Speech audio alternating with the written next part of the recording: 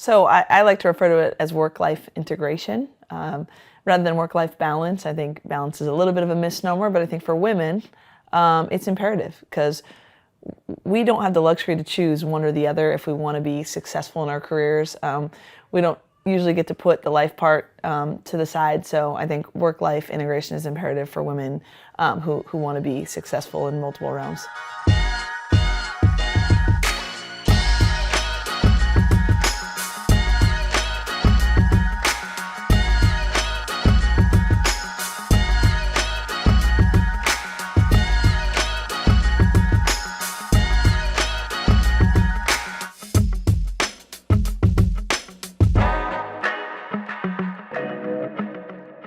So, Coach, as we're sitting here talking, you're going to be welcoming a new member of your family into the equation. How do you do that? You know, you're going to have a baby, but you're also simultaneously coaching the women's basketball program at USC. How do you get it done? I mean, there's no other option for me than to just figure it all out. People have asked, oh my gosh, you're still working? Like, I can't see myself doing anything else, and I'll probably be here up until the moment I go into labor. I think everyone's reality is different and everyone's comfort zone is different. I don't think there's one right way to do it, and I certainly don't judge, women who do it differently. For me, when we had our son, it was in May. So I was able to take a little bit more of a typical maternity because May and June are a little bit more of a downtime in college athletics. But, right now, this team is my priority. We're in a critical stage of, I think, building this program. And at the same time, I'm not going to sacrifice the way I want to be a mother or the way that our family wants to interact with one another. So I have to figure it out.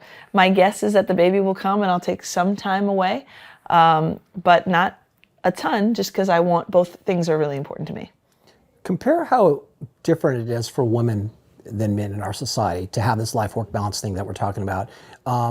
Women are expected to be the one who's raising the kids and all that. We have these societal expectations. How do you manage that part of it, or how do you think women in general should try and manage that part of it? Well, I think I can speak more to my experience. It's hard, you speak in generalities a little bit, but it was interesting. For example, when I was in the NBA and I worked with mostly men, there's a ton of travel in the NBA. There's a ton of time that necessitates being away from families.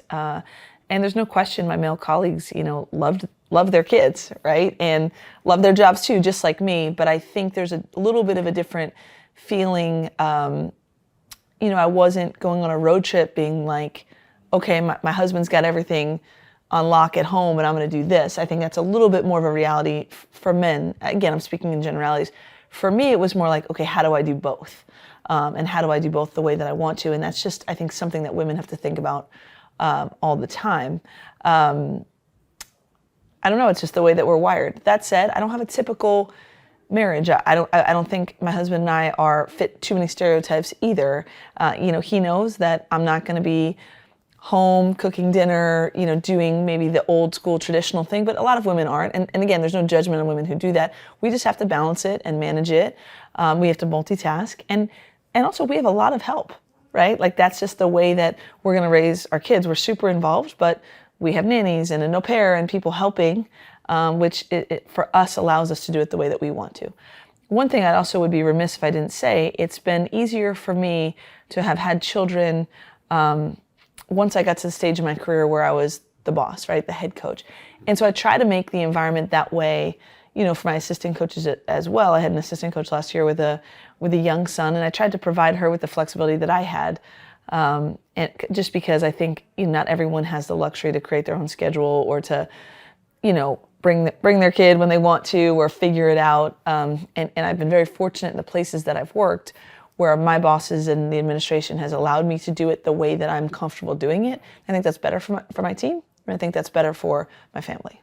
I have a confession to make. So I was offered a coaching position, an assistant coaching position in college football when I retired from the NFL, and I turned it down. And the reason I turned it down is because I know how coaches are. They can get crazy, and the expectations around the profession of, what's success? Well, you got to win, and if you don't win, so how do you manage that along with those like expectations. having a life? as a human being. Right. It's funny. I come from a family of lawyers. I'm the youngest of 4 kids. Our dinner table conversations were often about someone's case. And I've joked with, my father when he was alive and my sister who's a law professor. I was like, whatever you do, right, you try and do your job well, there's a path, like, you're probably not going to get fired, right? Like, just for performance or something. I was like, I'm choosing a career where, if an 18-year-old kid doesn't make a basket or doesn't make the right decisions, I could get fired. So we joke about that a little bit. I mean, look, ultimately, it's a really unique profession. I don't think coaches can get crazy. I think coaches generally are crazy, right? It's a different wired thing. It's a really unique lifestyle, but I wouldn't trade it for anything. I mean, I started coaching when I was 21 years old, right after I graduated college, and every single day that I've gone to an office for my entire adult life, I said, I can't believe I get paid to do this. And that's a pretty phenomenal feeling. Now, that doesn't mean there haven't been really hard days where I've been hurt, angry, crying, happy, every emotion in the world, but that's, you want something that you're that passionate about. I just think it's unique, and you have to be able to, on your own, figure out how to manage your emotions relative to your life, your profession. Like I said, this integration, this balance.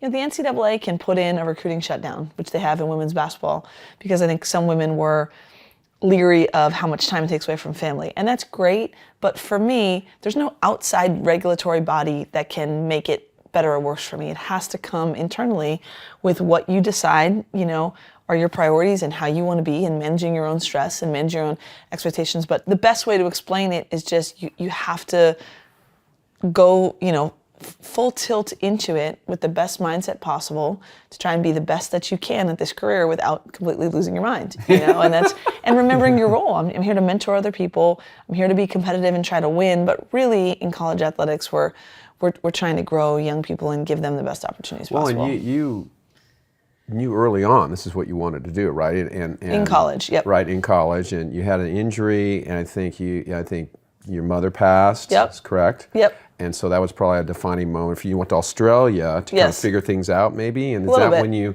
Yeah. Is that when you because when you peel the onion back and you really understand what the underlying motivation is, sure, and it's strong enough, then. Yep. I would say the two major life things. My senior year of high school, I tore my ACL.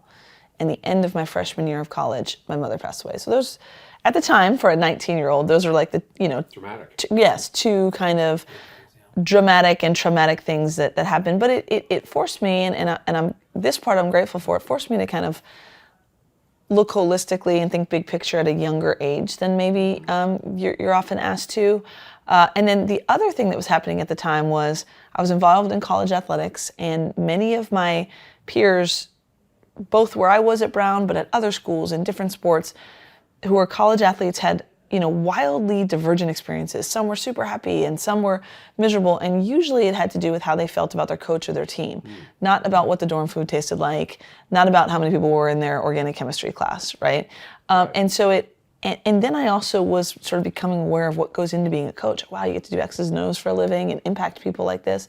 So all those things going on at once, not quite being the player that I thought I might be, like not having the actual career because of the injury, and I'm watching a lot from the sideline, and losing my mom and spending a little time abroad, right, which the Ivy League kind of allowed me to do, and thinking about the impact coaches have on people, all sort of led me that at some point in my junior year of college and then into my senior year, I knew that I wanted to get into college coaching, and that's what I focused on. So I feel fortunate that I found a calling that young, even if some hard stuff got me there. And then I've also been in a position throughout my career where I wouldn't be doing it if I didn't want to. It's not like it was really great for 5 years and I've been trudging along the rest of the way. I've had so many different interesting experiences, and I've been motivated along the way. And this move to the NBA for a couple years, I think I just could not be more grateful for that opportunity. I think every coach should be able to shift gears and do something a little bit different, because it was an incredible experience, and I would have stayed longer if not for this opportunity at USC, but it's made me better in kind of round 2 as a head coach in college, I think, because I've had other experiences. So yeah, I've been drawn to it since I've been 21 years old. On the subject of mentoring, because you mentioned mentoring, and we are talking about life balance, do you impart the wisdom of your life to your young ladies that you're coaching, and how do you mentor them to finding those things that you've figured out along the way? I think most of my perspective is informed by my own life experiences. So yeah, it's not every day that I'm telling them a story, hey, when this happened to me in my life, or when I was in college, or this is exactly, because I don't think people relate to that as much. I think what my own life experiences allows me to better put myself in someone else's shoes and be empathetic.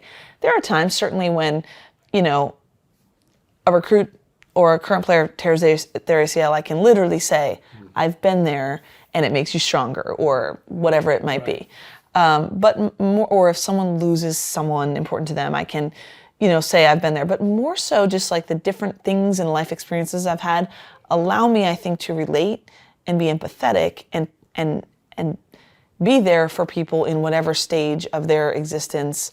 I think when you can use your own life experiences to make someone feel like they have someone who can help them through theirs is more valuable than just like, well, this is what happened to me. Right. No, and for student athletes today, Yeah. it's crazy. And you lived it. I lived it. You didn't. I did not. But I lived in the fraternity house. Another type of crazy. And I was just like, well, what time are we going to the 9-0, right? Right. But the pressure's on. I mean, you've got to perform well in school. You've got the expectations on the court, and to be a good citizen, and you've got family trying to fit that in. But there's just on the go all the time. Sure. So. And I think we as coaches have to be aware that their lives are different than ours, right? I've seen some coaches where I don't resonate with this as much who, if they're sort of stuck in what it was like 25 years ago and they can't get why student athletes now have more than what we had. Like there's more money, there's more opportunity, there's more food, there's more resources, which is all great.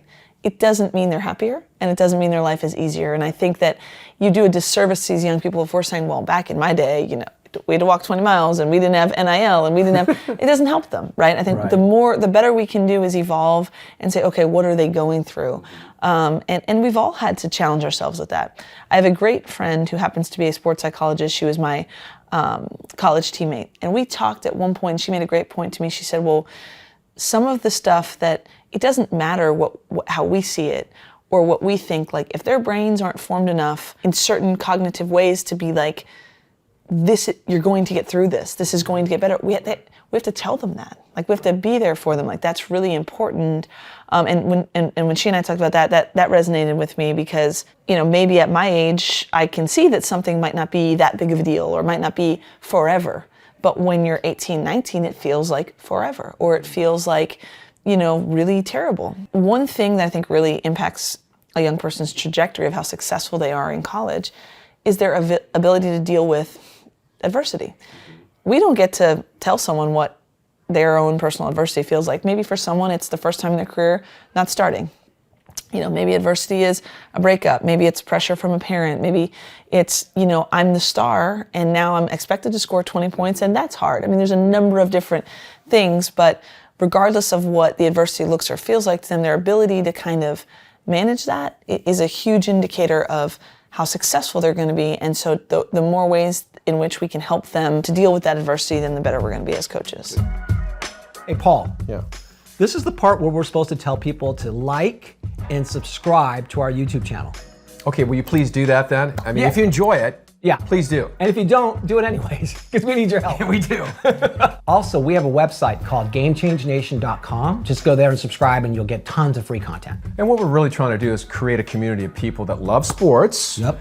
And the great lessons that we learn from sports, but we want to hear from you. We do. So we're going to have a bunch of social media pages from TikTok to Instagram to Twitter to Facebook. Instagram, I probably already said all of them. Please join them and tell us your stories. We'd love to hear from you. Oh, and we wrote a book. Oh, Forgot about that. Forgot that. The book is called Thru the Tunnel. It's available on Amazon now.